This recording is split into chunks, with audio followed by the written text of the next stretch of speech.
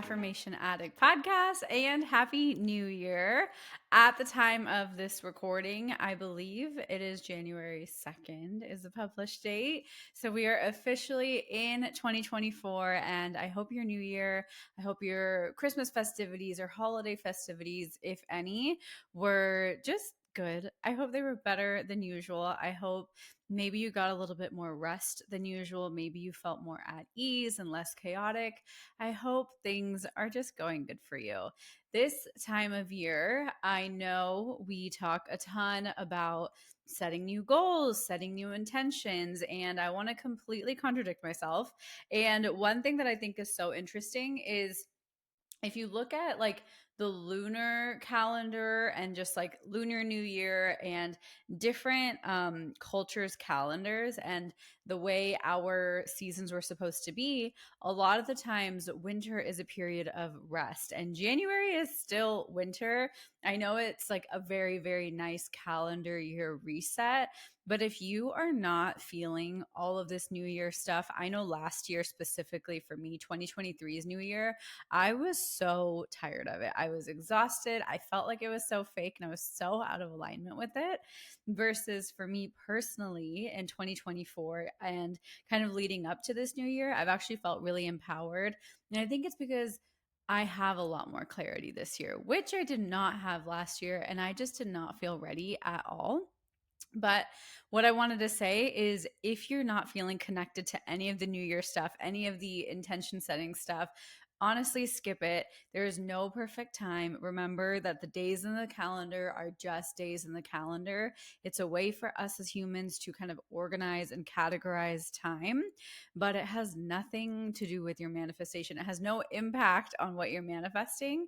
I know it can feel like time is such a huge element, but it's probably the most distracting factor. So don't let January 1st or January 2nd, for that matter, impact how you are approaching your intention setting. If you want to listen to this in March and start this in March, that's fine. Because if you look at the different solstices and astrology, I'm not an expert in that field, but I do know that a lot of the times we start doing intention setting and kind of harvesting in the springtime, aka the bloom season.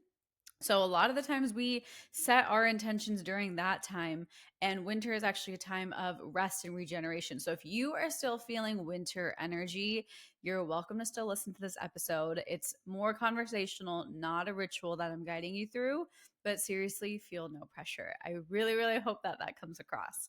So, I have actually resisted publishing this episode. Not publishing, recording this episode because I haven't spoken about my goals publicly before they've manifested, I think, ever. And this is a season in my life where I actually don't feel like my goals are that tangible. So I'm like nervous for both because I think I'm nervous to say them out loud. Because what if they don't come true? That guilt, that self sabotage, but then that's me completely undermining everything I believe in. And then the second part is I'm like nervous of being judged. I'm nervous of this is something I'm so good at, but I'm nervous that I'm going to be judged for whatever it is that I'm manifesting. So I have pushed this off and I normally have a couple of notes that I'm thinking and ways to kind of tie it back to you, make sure it's relevant for you. But no notes were coming through. So we are absolutely just going to wing today's episode. My intention is to tell you some of the things I'm manifesting and really talk about how I approach any manifestation. So I will get into specifics of what I'm going to do, but I'm also going to tell you in a very non-order, non-structured way the random things I do to help me manifest something. And if you're looking for structure, before I kind of get lost in my favorite topic ever, I want to recommend, if you haven't already, go ahead and purchase my step by step guide to manifesting as a lifestyle. A lot of what I do, actually, everything that I do, is written in a very kind of chronological, systematized, yet very action forward and effective way. And if you're looking for, like, I need a checklist, if you're looking for, I don't know how to surrender and give me an action plan to surrender, that is the guide for you. It goes into every single manifestation. It helps you kind of look at every single manifestation from the same exact system to the point where you can really start to make manifestation your lifestyle through one of my favorite little techniques that honestly has changed my life. So, it's I probably won't talk about it fully today because it's so hard to explain and put into words in a short episode, but I will give you some nuggets to kind of give you a sneak peek as to what I mean. And if you've been listening to my podcast for a while, you know my overall approach, you know the way I come at manifestation and my beliefs on it. And that is weaved into the entirety of the guide. So, just a little bit of an invitation if you do really want like a step by step. I have that guide for you. The link is in my show notes and it's $67. It's kind of on sale indefinitely until I think otherwise. I think my original price is $157 and it's almost a 100-page PDF with super, super tangible, life changing stuff. Like, if I wrote a book, this would be the book. I have not written a book yet, but this is the closest thing to it. So, I hope you try that out if that's what you're looking for. If not, let's get back into the episode. So, when I think of what I'm manifesting, normally it starts from a curiosity or a desire, whether I see it somewhere or I'm noticing something I don't really love in my life. An example, when I was manifesting kind of a shift in my career situation, I didn't like the fact that I had to travel and I could never be in one place for longer than 2 nights. I absolutely hated that. And I hated not being able to just rest. I felt like I was constantly in literal flight mode. So, I knew what I didn't want. I didn't want to keep having to travel, but I didn't know exactly what that meant in return. So, when it comes to what you're manifesting and where the desire is sprouting from, notice if it's from a desire that you maybe see in someone else's life. Maybe it's from a desire that you have always had internally and you just know it's yours, or it's from something that you don't want, which is, I think, the biggest blessing. When we live experiences that we really hate, I think we get the most clarity from them. I know in those experiences, life sucks and we hate it. However, the amount of clarity you get and the amount of specific, unique to you clarity you get from that, I think is completely unmatched. So don't look at your manifestations that you have to have them specifically mapped out. That's not a requirement. What's actually more of a requirement is understanding why you want that desire. And the best way I like to explain this is, what do you think life is like after that desire shows up? And ponder that. There's no right answer, but it's actually takes so much courage to be able to look at your beliefs with that much of a magnifying glass and that much kind of unbiased energy, because we love to say, I want my soulmate. I want him to be 6 foot tall and have blonde hair, blue eyes, right? We love having these types of lists, but it's like, why does the blonde hair, blue eyes matter? Is it because society is going to like that? Or why does the 6 foot tall matter? Is it because someone made fun of you for dating a shorter person in your past? Like, when you think about what you want and then question why you actually want it, you get way more clarity than you ever could by just being super specific about what you want, because the why behind your desire is always going to trump the what. And this is one of those things I really explain in the guide, where the universe's job is how it's happening, when it's happening, where it's happening, and in what way. Our job literally is what we want, kind of, but more so why we want it. Because I've had so many desires that I have manifested, and I was so specific on the what, but it actually wasn't something I really wanted. And you might be thinking that is so confusing, and I get it. But we oftentimes use clarity on what we want as a means to control how it's actually coming, and we're completely ignoring the why. I'm going to say that again because I think it's kind of confusing. So, we oftentimes use like our specific desire, like I want this job in this company. We use it as a means to control how we're actually getting something when we know that's not our job. The whole point of manifestation is to drop the how. So we forget the why, but we're using our manifestation as a disguise to control the how. We're still trying to kind of backdoorly control the how, which is completely never going to work, or you'll end up manifesting something that's not ideal for you. And that's okay. You learn the biggest lessons. I have plenty of times manifested things that have not stuck, but it's only led me to the bigger stepping stone in that field, AKA my career. I manifested so many jobs, especially my dream job out of college, and I ended up completely hating it. And it was every single thing I teed up, exactly where I wanted to live, where I wanted my client to be, what my days were like, all of that. But I was actually so wrong in what I wanted. I thought I was trying to control the how of those things would make me happy, successful, and feel free, and make me money. And it basically did none of those except it generated me income, like a guaranteed income. But that's it. I wasn't happy. I wasn't feeling free, and I wasn't feeling that successful, because I hated life. And I knew that there was no correlation between hating life and being happy and being successful. I knew that that was completely a disconnect. So, just a clarification as to where your desires are coming from. So, as you're starting to get clear on what it is that you're manifesting, and maybe you don't have a list, maybe you're like me and everything is kind of abstract, that's okay. Have a vision for how you would like your day to look. Or how would you like this experience to manifest, and what life is like after this manifests? And then dive a layer deeper and ask yourself why. That is probably the most important step on your manifestation journey beyond your affirmations and energy management. Being able to keep understanding and have that amount of clarity, and that only comes from within. No one can do that for you. It takes courage to be honest about why you want something and why it is important to you without judging yourself or trying to say the blanket answer. It is such a game of you and you, but it's probably the most powerful technique. And it took me a really long time to master that. And so, one of the things personally I am manifesting is I really want to manifest $1,000 days. Now, what I mean by that, it is an income goal I have in a way that is something that I find so unbelievable. I used to be able to do that so easily when my products were really high priced. I used to have $1,000 courses. I used to have really, really expensive courses. So that was a no brainer, right? And I'm so grateful to be able to talk about that so casually. But I have since completely shifted my business structure. And something that I have is all of my products right now are under $100, if not even cheaper. They're right now, they're under $70.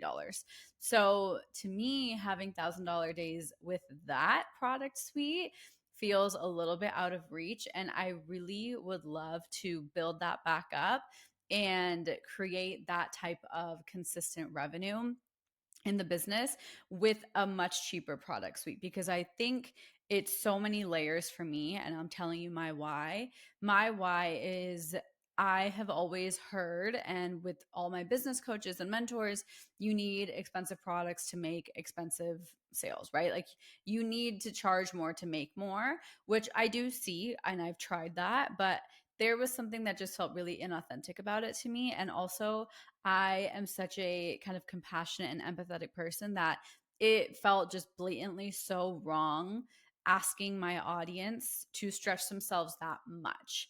Now, there is a caveat where if I look at my audience through that lens where that's asking them too much, then I'm also putting a limit on them. So this isn't a jab to anybody who charges more. I think my products are worth significantly more, but I also know my audience's threshold and the way I sell. And from a strategic business decision, this makes the most sense to me right now. Will it change in the future? Maybe. But right now, this is what makes the most sense for me. And I'm really at peace with it. And I feel really good seeing people get results and it changed their lives. So it is a win win all around. However, I would really love to kind of prove the industry wrong, prove just business norms wrong, and be able to have $1,000 days as a smaller business online and not have to pay for ads. And that's one thing I've never done is I've never paid for ads, and I probably will not for the foreseeable future. Just really doing it in an authentic way. And I think 2023 for me was completely experiencing my biggest fears and my biggest shadows. And these are the different clarity and little nuggets of wisdom that have come through. So, one of the things I am really manifesting is $1,000 days. I don't share my business goals very much so because I haven't built my podcast to be like that. But my business is such an important part and probably one of the main things I continue to manifest in. So I figured this would be helpful. And it is very vulnerable for me to share that forward because I know how it can come off. And especially in the culture I've grown up with, you don't talk about these types of things and it's so taboo. But I'm really, really trying to break that norm around talking about money openly because I fully know that there is way more than enough to go around. And I'm not coming from that lack mindset, but I also am so nervous to trigger people and trigger other people in their own mindsets and myself. So it is such a journey that I'm working on, which is why I do think my word of the year is what it is, which is rich. It's not necessarily in the abundance term. I love playing on words though, because I love my Scorpio energy loves triggering people. So I love saying, oh, my word of the year is rich. And everyone's like, you just want to be rich, which is absolutely not. I want to be rich in like the juiciness of my experiences. I want to feel rich in how much love I have for myself. I want to feel that overflowing energy. That's what rich means to me, not feeling rich in necessarily like my wealth mindset or prosperity mindset, although that's a benefit. That's not the reason I'm picking that word.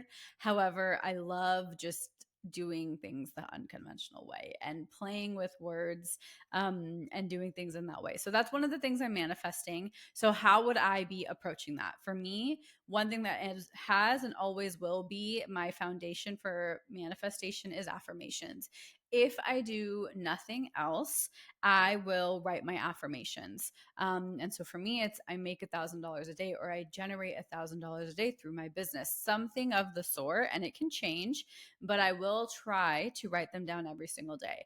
I have manifested things without writing a single affirmation, without doing anything, and just living manifestation as a lifestyle. However, I know that's very airy. And if you do not have the guide, you have no idea what that means. So, what I would do personally, and what I will do and have been doing already, is I write my affirmations down.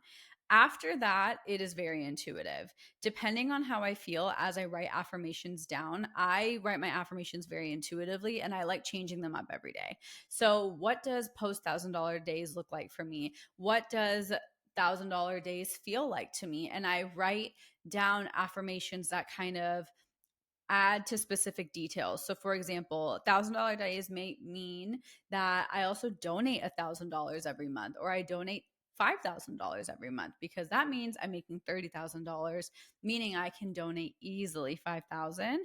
So it's like I'm able to easily donate $5,000 a month.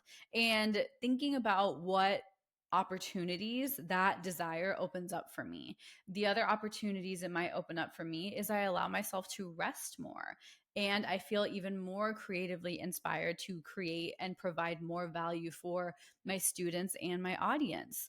Another one that I always write down is my students who purchase my products, their life changes drastically for the better, the moment they start changing, the moment they start buying my products and using my products. So just the different touch points your manifestation has. I like to kind of see how the day feels and write. I would say I write about 10 to 12 affirmations every single day.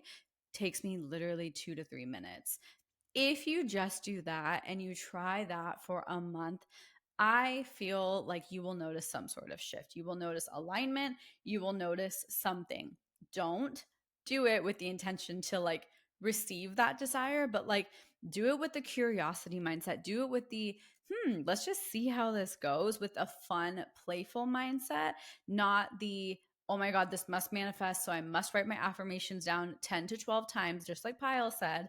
So really see where the tone of your voice is and shift.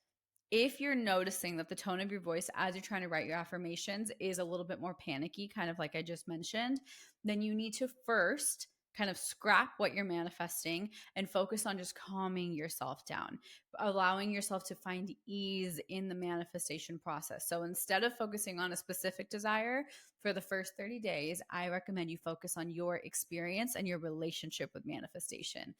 That in itself, and those are your affirmations, that in itself, I think is more than enough to help you and more than enough than what I will do in my daily life.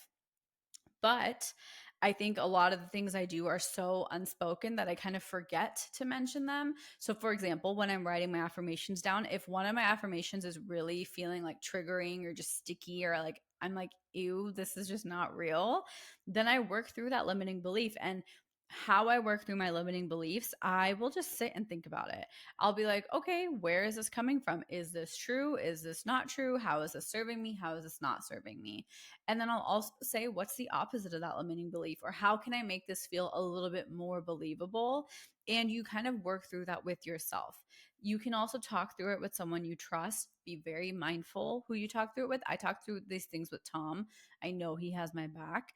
But there's very few people I feel comfortable talking through my limiting beliefs with. If you have like a therapist or a coach, that's who you can talk through your limiting beliefs with also, and work through those limiting beliefs and notice how you feel before, during, and after writing your affirmations. It's like doing affirmations with such deep intention that in itself is such a holistic spiritual practice, because I think a lot of the times people just kind of rush and write down their affirmations and they're like, where's my manifestation?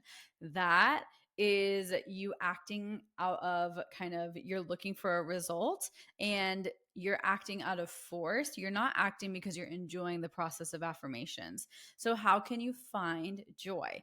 If that feels really hard, then once again, focus on changing your relationship with what manifestation is, feels like, and looks like for you. Meaning, manifestation feels natural. Manifestation feels like second nature to me. Manifestation feels easy to me. Those are the affirmations that you can start with. And if you need more, I have an entire collection inside of Affirm It, which is my app and membership. So I have tons of affirmations if you can't think of them yourself, but I personally think the most effective affirmations are the ones that are directly crushing a limiting belief that you have.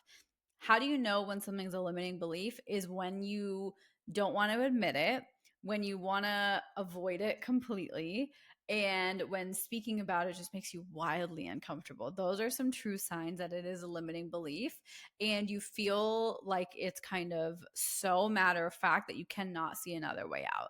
That's how you know something's a limiting belief. And for me, for a long time, one of my limiting beliefs was like, I cannot make a lot of money selling low priced products. And that is why now my whole manifestation is built to completely crush that limiting belief, which I find so cool. So that's exactly how I would approach any manifestation, whether you're manifesting something financial, whether you're manifesting a certain job. First, understand your why and peel back those layers and keep peeling back those layers until you know why you want it more than what it is that you want. Secondly, start building affirmations into your day.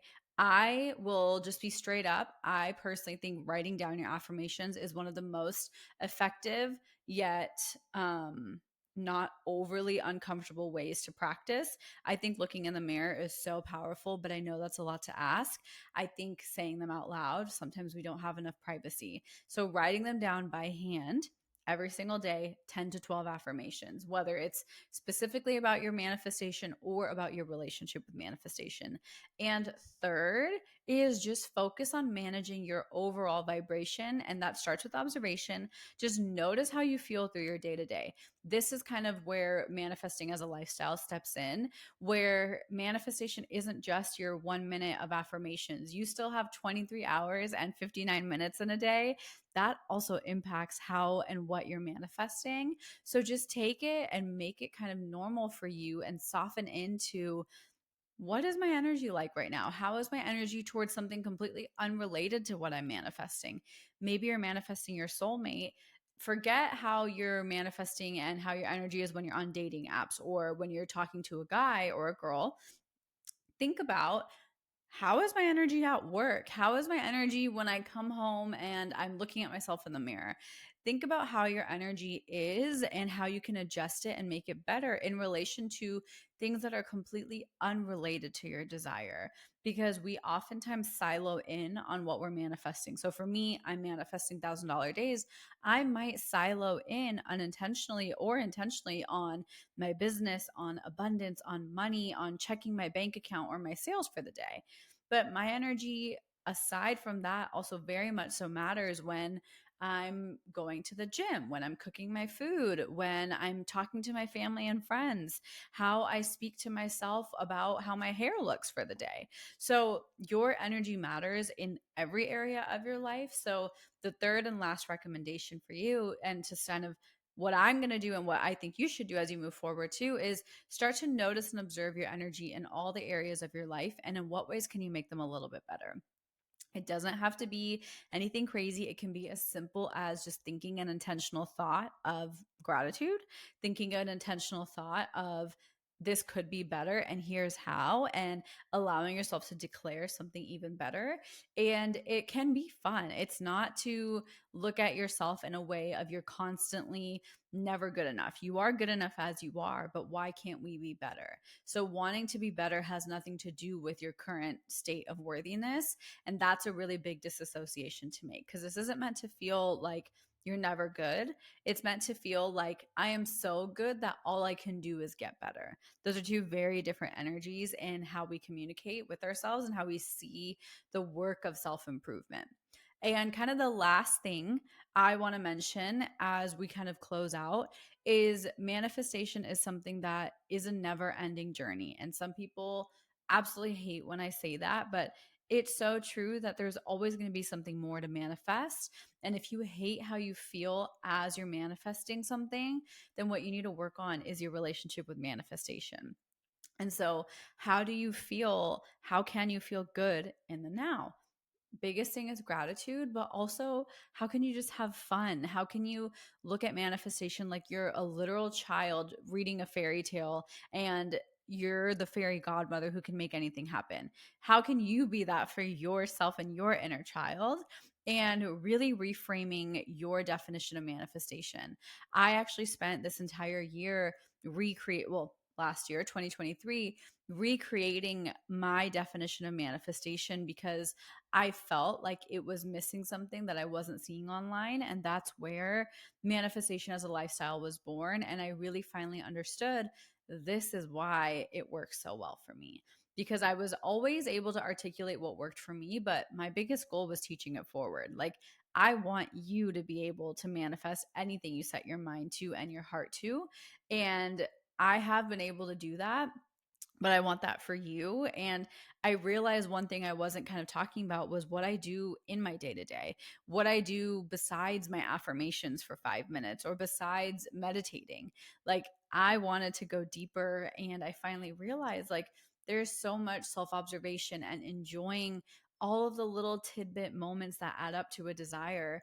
That is actually what makes manifestation work really well for me. So, I hope 2024 is a year where you can manifest some of your biggest desires and some of the most unexpected ones. Those are some of my favorite affirmations and favorite manifestations, is when the most unexpected things happen and show up for you. And so, a few other things so you know what I'm manifesting, because I know that was something that I talked about. So I'm manifesting my $1,000 days. I am manifesting actually being in my best health internally. 2023 was a year where I spent a lot of time like getting labs done, doing research. 2024, I really want to just embody that continuously. I want to really get really good at just like going to my gym and not skipping it for 2 weeks, and moving my body in whatever ways feel good to me, depending on my cycle. And really committing to daily movement is something I want to get good at, as well as eating more protein. That is just a goal. It's not necessarily manifestation, but I completely cut out soy last year and I feel really good. But I don't know, as a vegetarian, what other high protein items there are for me besides eggs, which I eat so many of. But sometimes I get really tired of eating eggs. So that's some of the other things that I'm really working on, is in regards to health. And then one thing I'm working on and I want to manifest is being more decisive. And I think decisiveness and assertiveness without being arrogant, but just being able to say what I want or say what's actually on my mind without feeling bad. I've noticed that I will kind of shut down some of my thoughts and my beliefs because I don't want to trigger people. So I really want to be able to be decisive in like what it is that I want, which I think is a deeper connection to my inner knowing and my intuition. So strengthening my intuition. And I really want to get deeper into my meditation practice. That was my goal for 2023, but honestly, I completely failed. And I meditated maybe like 10% of the year, like 10% of my days. So I would love to deepen my meditation practice or explore new ways of meditating and just having more time alone with my thoughts. I think I processed so much last year. This year I really want to like be and live and embody all of that and see where it takes me. Tangible other goals I have, well, this is a joint goal and probably more Tom's goal, but he really wants to buy a few more real estate properties. We're doing a couple changeovers. So, some more things in real estate, which always end up being fun manifestations for me too, because I love interior design and home stuff. So, I find that really fun. And travel, we already have a bunch of trips booked. So, no manifesting there. I honestly feel really good in my travel. Um, yeah, just making meaningful moments and not being afraid to bring people together and just share my energy forward and just discover more deeper ways of being my authentic self is probably my intentions for the year. So I would absolutely love to hear your intentions for the year and also how you plan on just committing to those because I think when we're interested and excited by something, we may or may not commit, but when you're actually committed to something, you make it a priority to do it. So ask yourself, are you committed to your manifestations or are you just kind of interested in them? There's a really big difference. And I hope I can be part of your journey in making those happen, whether it's through the podcast, through the guide or the app, or just through hanging out on Instagram. I love chatting with all of you. And I have some new stuff coming this year for the business for Affirm It as well as Affirmation Addict. And I'm excited to share it forward. I love you. I hope this episode was informative. I know it was rambly and absolutely non structured, but I hope you got at least one thing you can take away from it. I love you and have a beautiful week. And I will talk to you next time. Love you. Bye.